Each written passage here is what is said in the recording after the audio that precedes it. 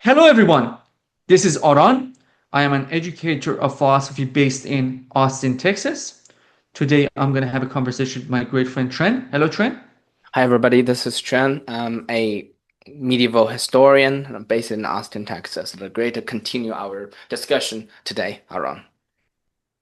Yeah, so a very short summary of what we have talked about so far. We are continuing our grand project of focusing on the concept of human nature.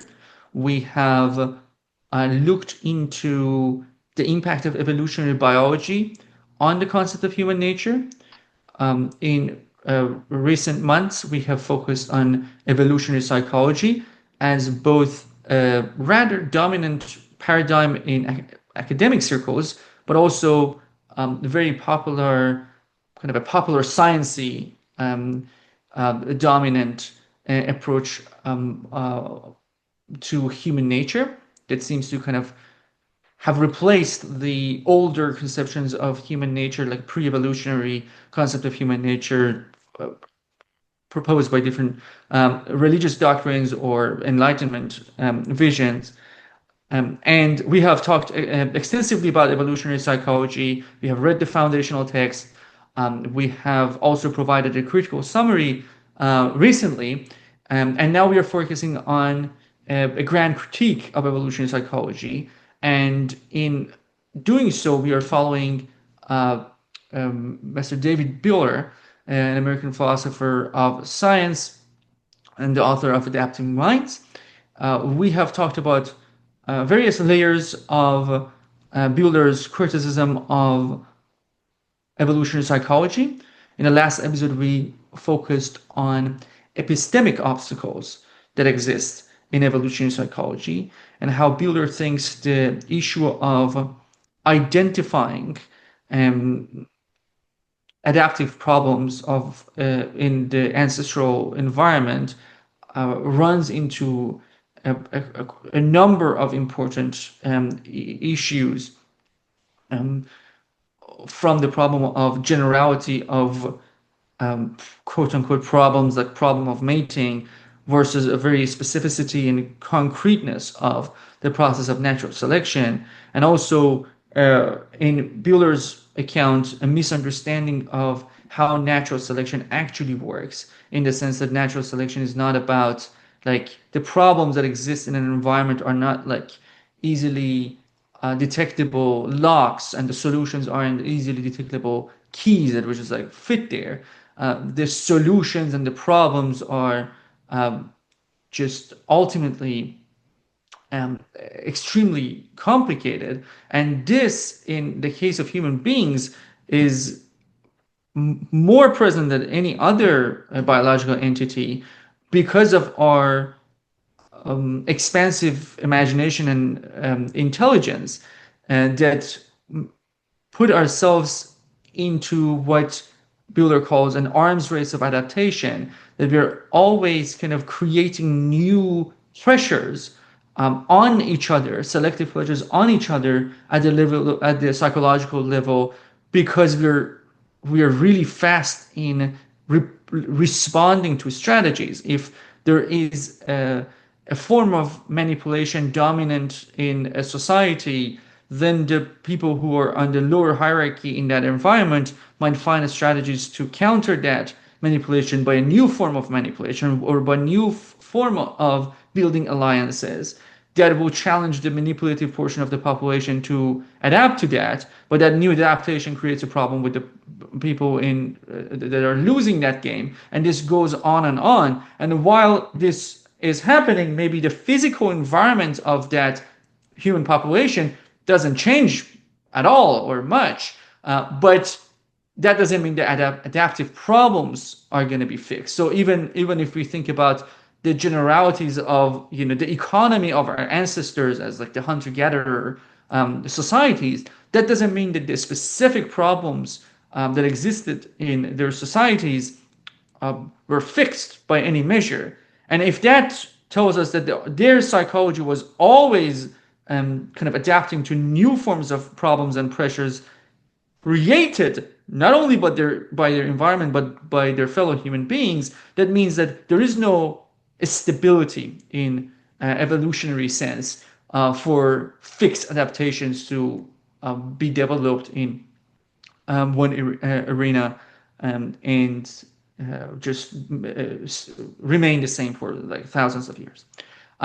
Today, we want to see that if Buehler is saying that there is no such stability and there is no such easy way of identifying adaptive problems as if they are like this kind of a fixed general problem or their solutions, then how does he think we are processing the complexities that we are forced to encounter as human beings? With that, I think we can start our conversation about this alternative path, which revolves around the concept of plasticity. Before moving on, Trent, anything to add? Nothing. We should just carry on. All right, great. So the idea that is central to Buehler as a challenge to evolutionary psychology's account revolves around the concept of plasticity in general and adaptive plasticity to make it a little bit more concise and not concise, but just like clear that this plasticity is not just plasticity of randomly, expansion, and plasticity of a metal is not necessarily a matter of adaptation, but we are thinking about plasticity as an adaptive element in humanity. So Trent, can you tell us a little bit about this kind of map of plasticity? Yeah, so in this episode, we are summarizing two really important types of plasticity discussed in Buehler's book. First one, which you'll see on the slide right now, is called adaptive plasticity. And next slide, we're going to cover the other, which is more challenging to the evolutionary psychologists, the subscriber to that specific paradigm, namely neuroplasticity. So in adaptive plasticity, we already touched on that briefly in previous episode. So talking about how the concept of environment is understood by subscribers to the paradigm of evolutionary psychology, namely that cues and triggers, that the environment is not absent in the in influencing individual organisms' behavior and strategies to survive, but it did not participate in the evolutionary process in the sense that it features only as kind of external input to trigger certain pre-existing programs, according to the evolutionary psychologists. And Buehler here summarizes the two important ways this kind of plasticity is allowed or agreed upon among evolutionary biologists. One is called developmental plasticity, the other is called phenotypic plasticity. But it is important to bear in mind in different subfields, these terms are used in completely different senses. For instance, in developmental plasticity, if you are like reading literature on neuroplasticity, it means something very different from what we see here in terms of evolution of behaviors of a certain animal species. And to give two very quick examples to highlight the difference between developmental and phenotypic plasticity according to Buehler's usage. The former type of developmental is kind of a species or population's capacity to react or respond to very consistent environmental variation. So think about a specific type of caterpillar. They eat two types of food, say, for simplicity's sake, like bark, which is a gray, darkish, or grass, which is green. And their body is able to detect, based on the food digested, what kind of environment, visual environment they are situated in, and they will change their body color accordingly to provide protection, camouflage. So that's how, since they regularly eat both grass and bark, so that environment variation is not, the possibilities are not infinite and very restricted, and they have specific chemicals for each situation.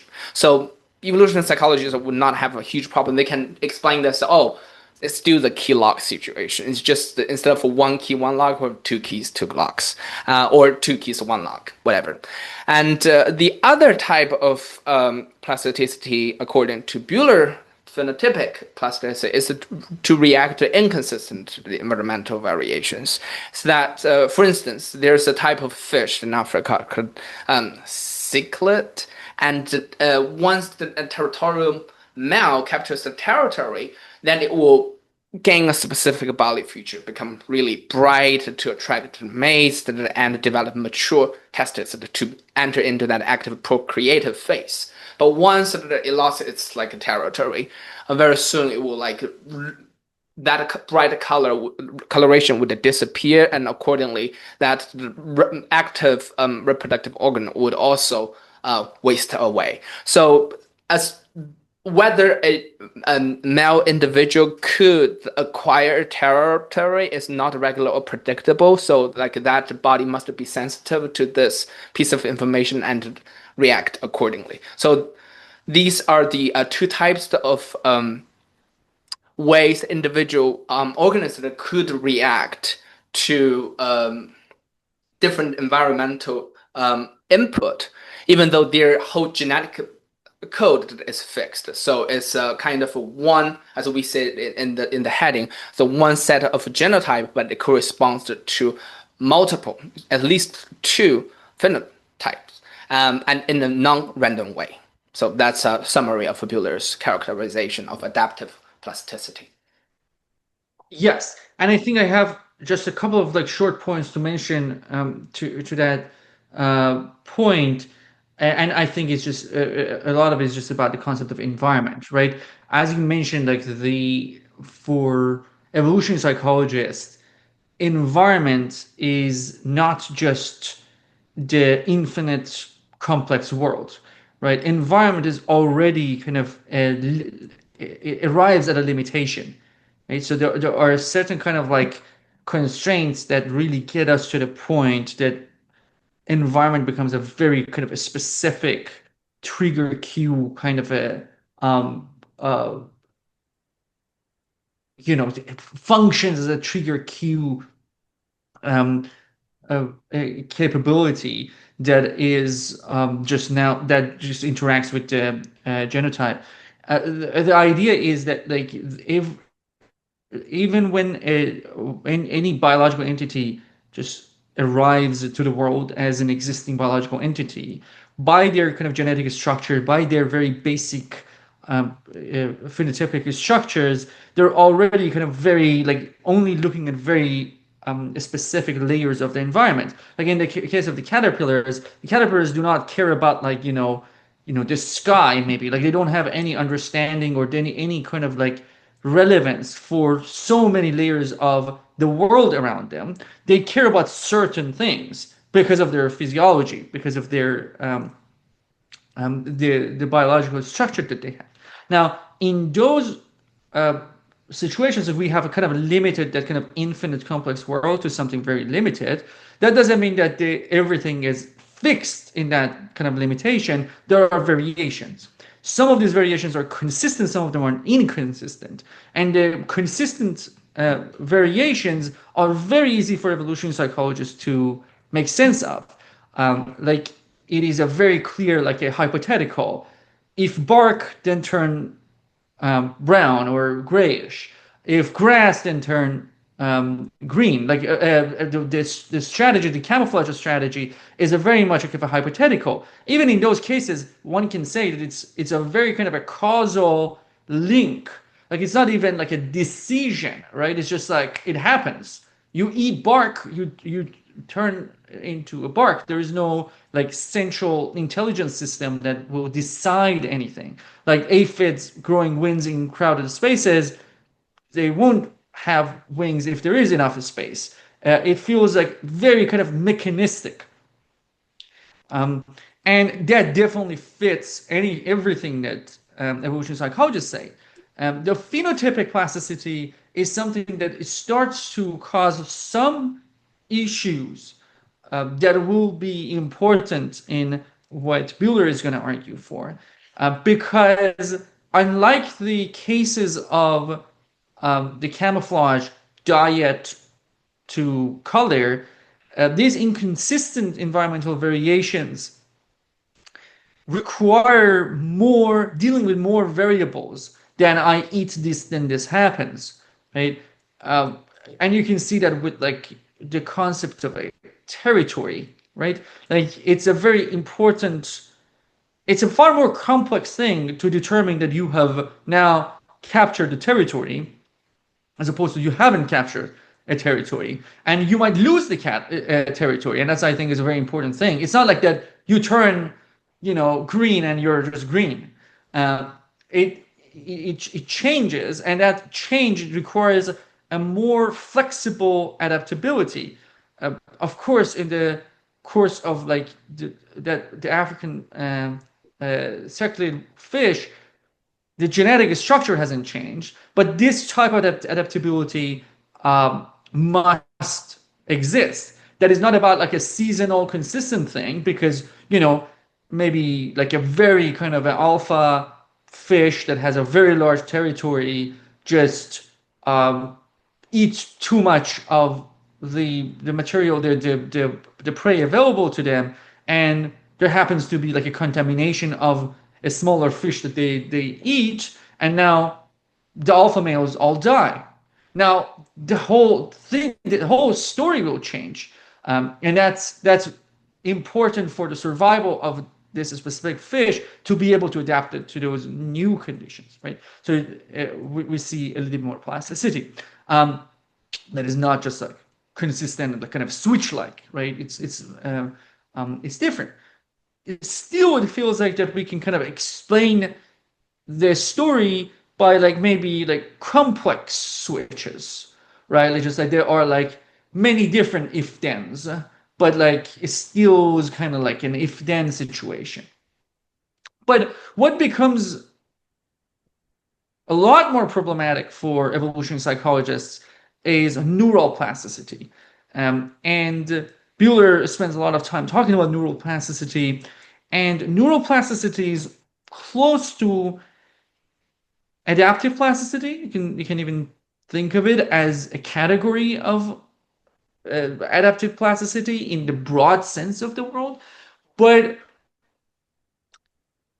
it is different because it becomes much less fruitful to think of it as kind of easily recognizable switches, right?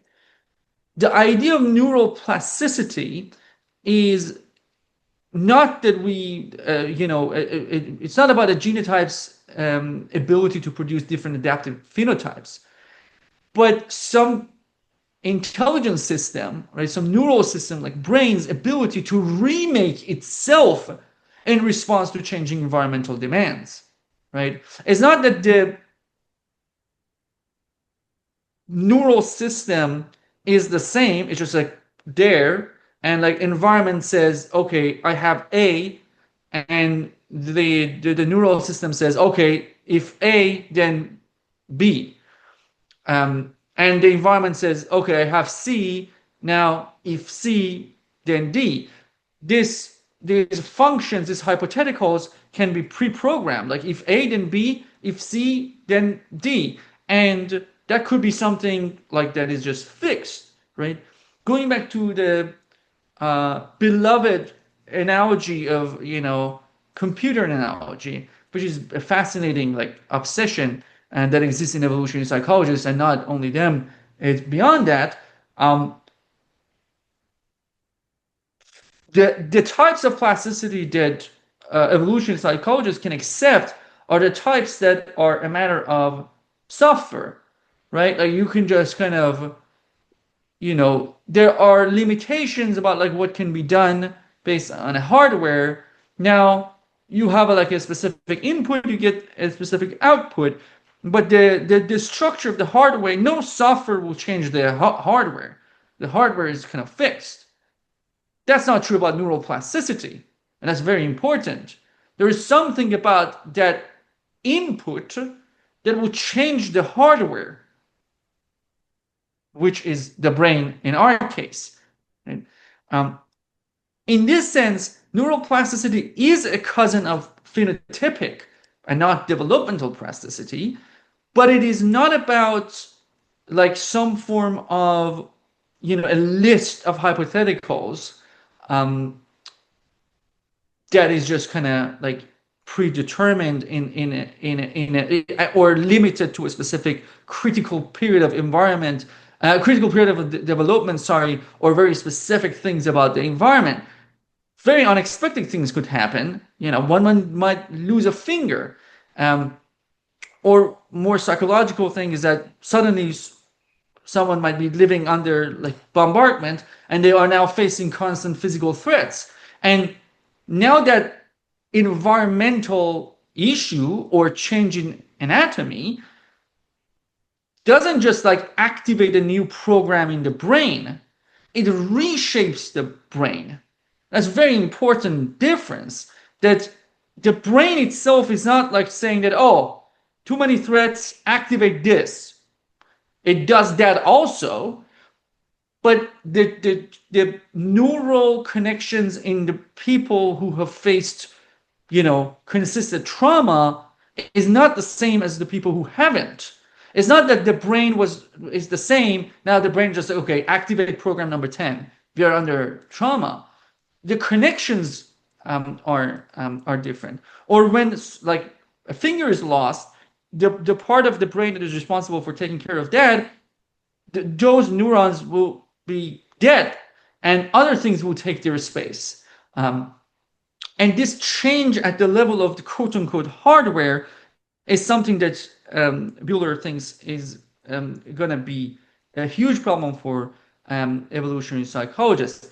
We're going to talk about the details of that, and I want to go to Trent and see what he has in mind, just as like some kind of a maybe a side note, but as a general side note.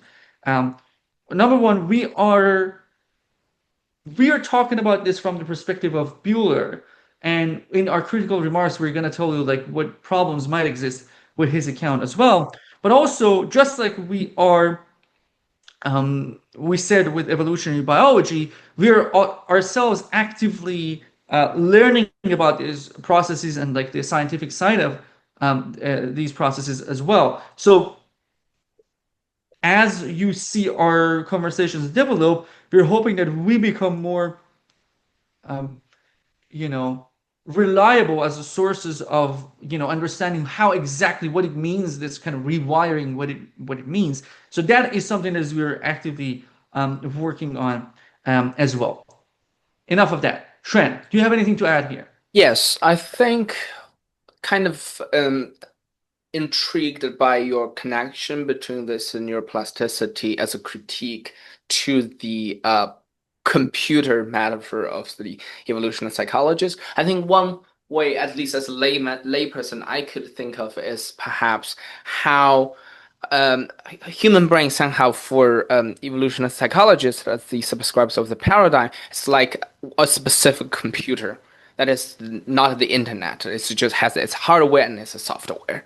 And but for perhaps neuroplasticity that points out more to the internet situation, the moment you expand the outreach of your search engine, and especially now with this very sophisticated language learning model of the search engine, um, the whole network of computing hardware actually expanded when more parts of the world are connected to the same software processing system. They're providing new information while at the same time paving or restructuring the infrastructure of the whole communication. It's not just that in your bedroom there's one laptop and that laptop is just interacting with itself. So hardware is fixed no matter how you do the software. But actually, by reaching out to that, the infrastructure must also develop accordingly so that we have like global connectivity. We need to build certain like lines, the fiber to connect different like computers so that they could share and modify information and process information. I think that's an analogy that comes to my mind, which I think is I'm aware that it is a huge body of literature out there that compares that process of neuroplasticity or evolutionary psychologists or neuroscience from the evolutionary perspective to see how brain develops both within a short period of time during one's life cycle or across time, and parallel that process of development with like information system. I think we could perhaps benefit from dive into this kind of research in the future. That's just some initial thought. Yeah. Indeed, indeed. I definitely agree with that. Um, Great. Now we have kind of set the like general tone of like what like that this is a challenge to evolutionary psychology, like neuroplasticity is a problem, but how exactly we haven't really elaborated. Um, there are details that are very much relevant and they're going to be relevant in our further discussions as well. The thing about neuroplasticity that is very important is that number one, um, the image that Buehler gives us is a co-sculpting process, right? And I think a co-sculpting process is fundamentally different from the trigger image, right? The brain is not just waiting for the environment to trigger a predetermined developmental program, right? The environment contributes to the very development of neural pathways, right? And I think as a matter of like reaching some fresh air, we have a very different metaphor to work with that Buehler introduces that again is one of those layers that I think we should be very interested in kind of understanding it better. And that's the parallel between the neuroplasticity and how the immune system works, right? Um, Immune system, per Buehler's understanding, is not like a system that has like a million programs that is like, okay, if this parasites, then create this. If this other like bacteria comes in, like do this other thing, right? In fact, immune system is doesn't have any sort of like immunomodules. They're not that they're just kind of there, ready to be reacting to like whatever is given to them. Um, the pathogens are actually shaped by interaction between the antibody assembly process and the pathogenic environment, right? So of course, this doesn't mean that there's no immune system is just like nothing, right? It's just like it doesn't have any sort of constraints or any set of like um initial like a structure in dealing with like uh, potential diseases, but it just means that it doesn't have a set of there's no like clear um, list of like here are the like things that like if this is triggered then do this. It's more like a very kind of sophisticated um, manufacturer, right, that has like thousands of silos. Each of them are working on something. Like some of them are just like, for different forms of metallurgy and just uh, different material, and like there are different kind of like melting practices. There are different forms of like assembling things. There are different forms of bending things. Like there are different machines, right? Um, and of course, these silos and these kind of processes are non-random. Like it's not that they are just like randomly there. They have been. It's very likely that a lot of those um, uh, structures have been developed in reaction to certain things in the environment in our evolutionary past. The point is that the factory doesn't have like a list of products, or it doesn't even have a like a fixed process of what what is the method that we're going to use to create what we want, right? Maybe for like one product from like let's say like this fictional factory is responding to some sort of a demand from the society. Like maybe for one specific type of demand, it makes a lot more sense to just really focus on the melting process and a very specific type of assembly. And for another one, melting is irrelevant, and you can kind of use a very different bending technique that will give you what you want. Um, that doesn't mean these like again these silos or these kind of parts uh, don't have like a structure to them. Definitely they have a structure to them. But the way that they react to the demands of, let's say in this fictional story, the economy or the demand of the market is not something that is predetermined. I think that's something quite close to what Bueller is saying about the immune system. The immune system is working because it has this kind of a manufacturing, very flexible manufacturing process that, of course, doesn't really like invent like something magical out of nowhere to solve a problem. It has a system to it, but that system shouldn't be framed as a system of trigger action, as a system of the predetermined list of things that should be dealt with in a very specific ways. And in fact, I think it's also something that is worth looking into, is that like the new medicine is really interested in kind of like very specific type of antibodies that are created by very, very specific bodies, and they don't really necessarily look like one another. They're very specific. They're not like a generic answer to a concrete problem. Now, it is also important to understand that this process, this neuroplasticity process, is not a genetically specified process. That means that the the whole neural plasticity is a genetically specified thing. Like the fact that we have a brain with neuroplasticity is very much dependent on certain genes that we have, right? So if you wish, our neuroplasticity is determined by our genes, and of course, if some genes don't develop, then we won't have neuroplasticity, and we probably just immediately die as like stillborn babies. But that means that the specificities of like what happens are not predetermined by the genetic structure.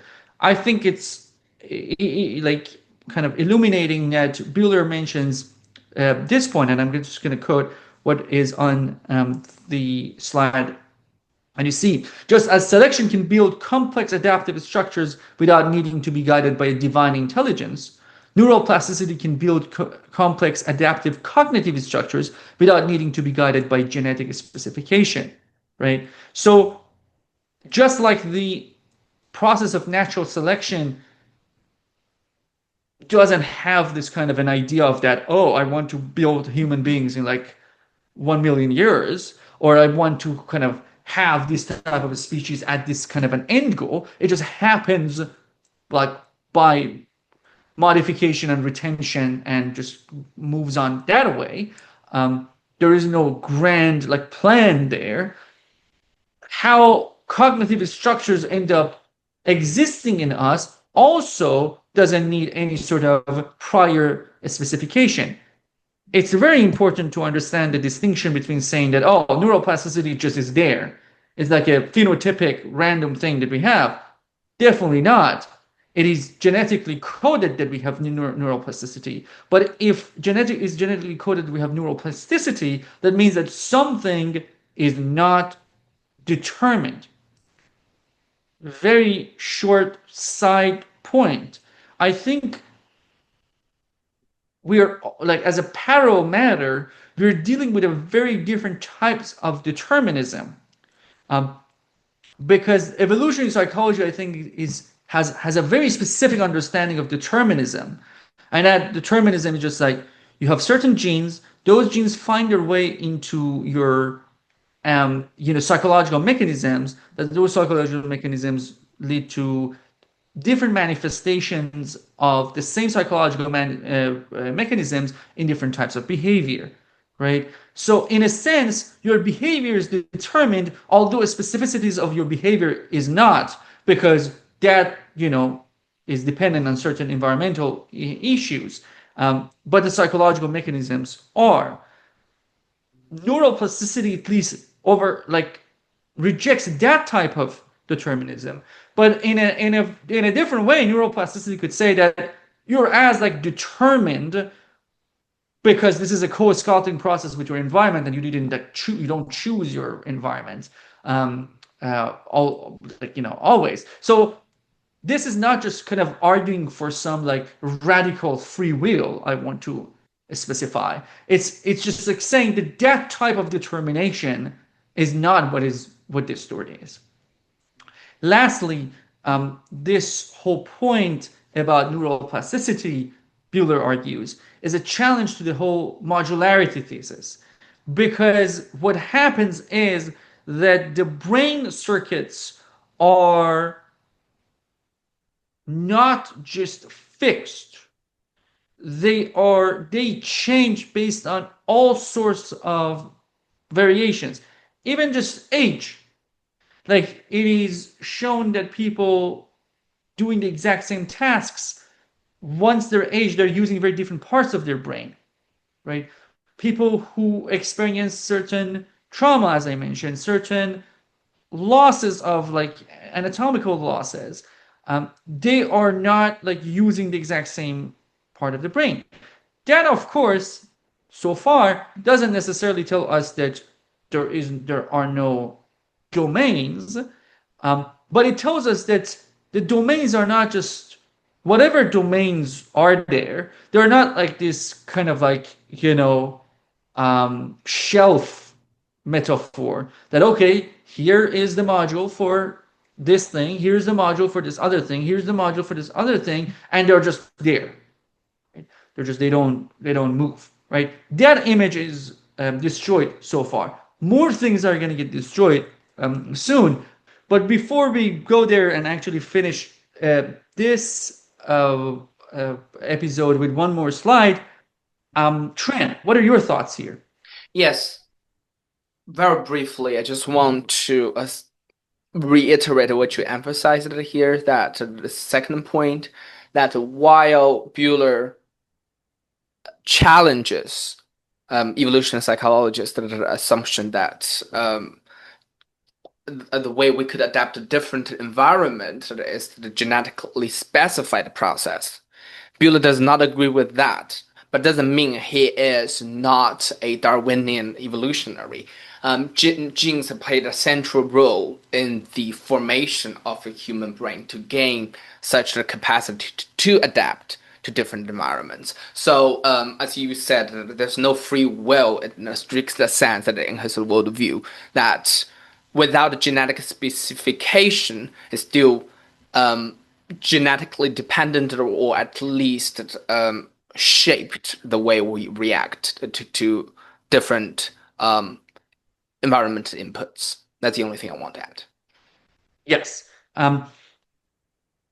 So just one last thing that we want to cover here before ending this episode is the fact that there are actually two things happening in Bueller. One is the point about neural plasticity in general, and the other thing is endorsing a specific view, which is called neural Darwinism. And neural Darwinism was proposed by Gerald Edelman, Nobel laureate, and it's about a process of development of neurons. Is a theory that deals with that.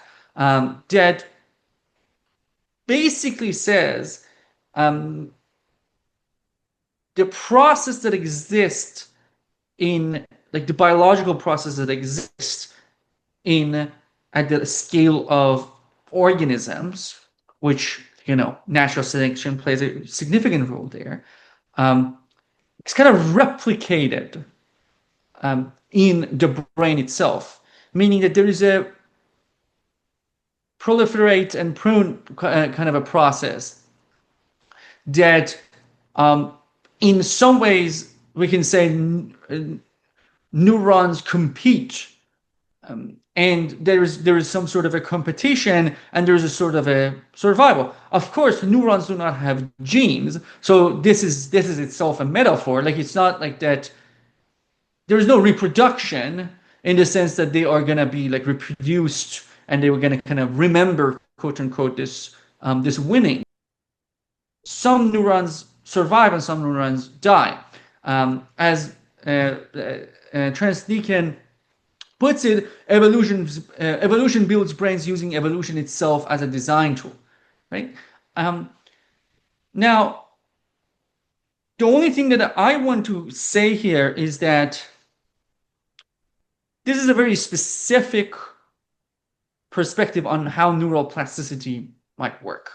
Okay? And this might become an issue for Buehler later on, that we will discuss when we talk about our critical remarks. But I just wanted to make it clear that there is neural plasticity.